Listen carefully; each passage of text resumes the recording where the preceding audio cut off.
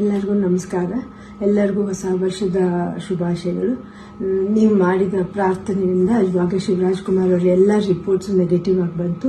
ಕೊನೆಯಲ್ಲಿ ನಾವು ಪೆಥಾಲಜಿ ರಿಪೋರ್ಟ್ಗೋಸ್ಕರ ಕಾಯ್ತಾ ಇದ್ವಿ. ಅದ್ರ ಇನ್ನು ನೆಗೆಟಿವ್ ಅಂತ ಬಂದು ಇವಾಗ ಅವರು ಕ್ಯಾನ್ಸರ್ ಫ್ರೀ ಅಂತ ಹೇಳ್ಬಿಟ್ಟು ಅಫಿಷಿಯಲಿ ಹೇಳಿದ್ದಾರೆ. ಅದರಿಂದ ನಾನು ನಿಮ್ಮ ಪ್ರಾರ್ಥನೆಗಳಿಂದ, ನಿಮ್ಮೆಲ್ಲ ದೊಡ್ಡವರ ಆಶೀರ್ವಾದದಿಂದ ಇವತ್ತು ಶಿವರಾಜ್ ಕುಮಾರ್ ಅವರು ಇಷ್ಟು ಚೆನ್ನಾಗಿರೋಕ್ಕೆ ಸಾಧ್ಯ ಆಯಿತು. ನಾನು ಇದನ್ನು ನನ್ನ ಲೈಫಲ್ಲಿ ಯಾವತ್ತೂ ಮರೆಯೋದಿಲ್ಲ.